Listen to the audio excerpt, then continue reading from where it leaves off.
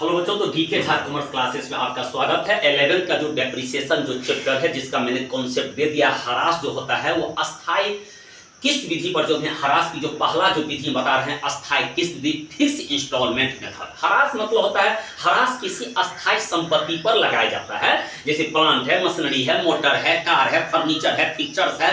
भूमि को छोड़कर लैंड पर नहीं लगाया जाता है, और बाकी जितने भी फिक्स एसेट्स है, टेंजिबल एसेट्स है, उस पर हरास लगता है। हरास होता है कि जब संपत्ति को जो हम यूज करते हैं, जब इस्तेमाल करते हैं, जब किसी अस्थाई संपत्ति के घिसावट होता है, टूट जाता है, फूट जाता है। अगर नहीं टूटा, नहीं फूटा, नो घिसावट हुआ, समय तो परिवर्तन हुआ। कोई सामान हम लाखों करोड़ों का खरीद कर 2-4 साल हम दरवाजे पर छोड़ देंगे, फिर भी उसमें कुछ न कुछ क्या होगा, उसके दाम में गिरावट आएगा। यही दाम में जो गिरावट आएगा, यही तो हरास है। तो हरास की जो पहला विधि है, जो अस्थाई किस्त विधि, हमने आपको अस्थाई किस्त विधि का कॉन्सेप्ट दिया था कि संपत्ति का जो लागत मूल्य दिया रहेगा और संपत्ति का अवशिष्ट लागत मूल्य मतलब हुआ कि अगर कोई संपत्ति हम 50,000 में खरीदे हैं, उसको लाने में, स्थापना खर्चा में, या फिर ढुलाई खर्चा, भाड़ा, ये तमाम जो उसका जो बाकी जो अदर जो खर्चा होता है, संपत्ति का तो 50,000 में खरीद लीजिए कोई सामान,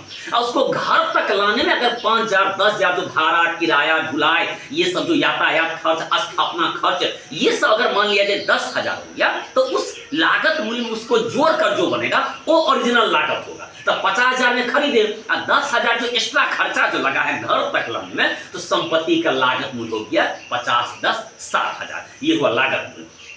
दूसरा होता है अवशिष्ट मूल्य। अवशिष्ट मूल्य मतलब होता है कि अगर कोई संपत्ति आज खरीदे हैं तो उसका लाइफ होगा 5 साल होगा। कोई सामान खरीदने जाते हैं तो एक बार पूछते हैं कि भैया कितना दिन चलेगा, तो उसको कोई 100% तो नहीं बता सकता है, लेकिन बता सकता है कि ये कंपनी का सामान है, 10 साल आपको देखना नहीं पड़ेगा या 5 साल आपको देखना पड़ेगा। यानी कि लाइफ को एकदम आपको अनुमान लगाकर 5 साल, या कंपनी जब सामान बनाती है तो उसको एक लाइफ को फिक्स करते, हो सकता है आज वो टूट सकता है, कल भी टूट सकता है, लेकिन फिर भी एक होता है कि 5 साल का, 4 साल का, 10 साल, ये 10 साल उसका जीवन काल हुआ। 10 साल के बाद इस संपत्ति कितना में बिकेगा।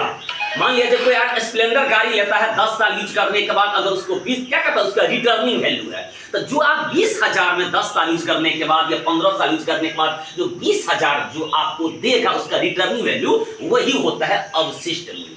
तो लागत मूल्य में से अवशिष्ट मूल्य को घटा देते हैं। तो 60,000 हुआ था, अवशिष्ट मूल्य मान लिया गया रहेगा 15,000, तो 15 का घट गया तो हो गया 45,000। कितना दिन संपत्ति चलेगा? अगर 5 साल चलेगा तो 5 से डिवाइड कर दीजिए, अगर 10 साल चलेगा तो 10 से डिवाइड कर दीजिए। तो ये होता है हरास निकल जाता है संपत्ति, ये 1 साल का। एक ये होता है हरास निकलने का। और दूसरा होता है कि हम कोई संपत्ति खरीदें तो उसमें दे दिया रहेगा कि 10% हरास लगा, वार्षिक हरास लगा, जिसमें यहाँ पर एक संपत्ति खरीदा है 50,000 में, अप्रैल 1 तारीख को कह रहा है कि 10% हरास लगेगा और 3 वर्ष का मशीन खाता बनाइए। तो टू बैंक अकाउंट, जब कोई सामान खरीदते हैं या तुम चेक देते हैं या हम कैश देते हैं या बैंक के द्वारा हम फाइनेंस करवाते हैं, तो टू बैंक अकाउंट लिखेंगे यहाँ पर 50,000, और हरास कितना लग रहा है 10%। तो हरास लगेगा महीना के लास्ट में, साल के लास्ट में। तो मान लिया अप्रैल 1 तारीख को खरीदे हैं और कह रहा है 31 मार्च को खाता बंद हो रहा है, तो 31 मार्च को बनाइए। तो 31 मार्च को हरास लगेगा 1 साल का बाय डेप्रिसिएशन 5,000, 50,000 का 10% 5,000 हरास दे दिए 5,000। अब इसको कैलकुलेट कर दीजिए, 50,000, 50,000, 5,000 तो हरास लग गया। अब संपत्ति का वैल्यू कितना बचेगा? 45,000 बाय बैलेंस शीट 45,000 1 साल का बन गया।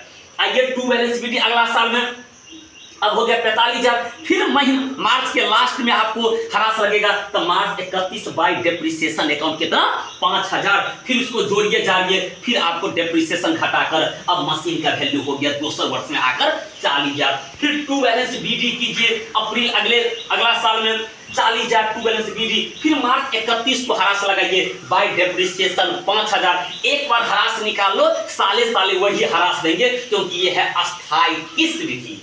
फिर इसको जोड़ जाड़ कीजिए, 40 यहाँ 40 यहाँ, फिर 33,000 का डिफरेंस हो रहा है 5,000 हरास घटने के बाद। तो बाय बैलेंस सीडी महीना के लास्ट होता है मार्च 31, ये 3 साल का आपका मशीन खाता बन गया। इस सीडी को यहाँ पर 2015 में टू बैलेंस टू बैलेंस बीबी तक भी लिख कर छोड़ सकते हैं, 35,000 छोड़ सकते हैं। तो ये आपका 3 साल का मशीन खाता बन गया।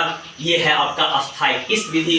वीडियो को ज्यादा से ज्यादा शेयर कीजिए। हम इसी तरह एक एक वीडियो का कॉन्सेप्ट देते रहेंगे। 11th का ढेर सारा बैच स्टार्ट हो चुका है, आप आइए कॉन्सेप्ट लीजिए। यहाँ तो टॉपर तो बहुत दिए ही हैं, इस बार ही मधुबनी जिला का टॉपर दिए हैं, लेकिन टॉपर नहीं, हम टॉपिक पर काम करते हैं। मधुबनी जिला का सेकंड टॉपर इसी कोचिंग का विद्यार्थी निकला है, लेकिन फिर भी कहते हैं कि टॉपर नहीं, ये कोचिंग टॉपिक पर काम करता है, बेहतर कॉन्सेप्ट पर काम करता है। तो आइए कि वीडियो को ज्यादा से ज्यादा शेयर कीजिए और मेरे यूट्यूब चैनल फेसबुक पेज को फॉलो कीजिए।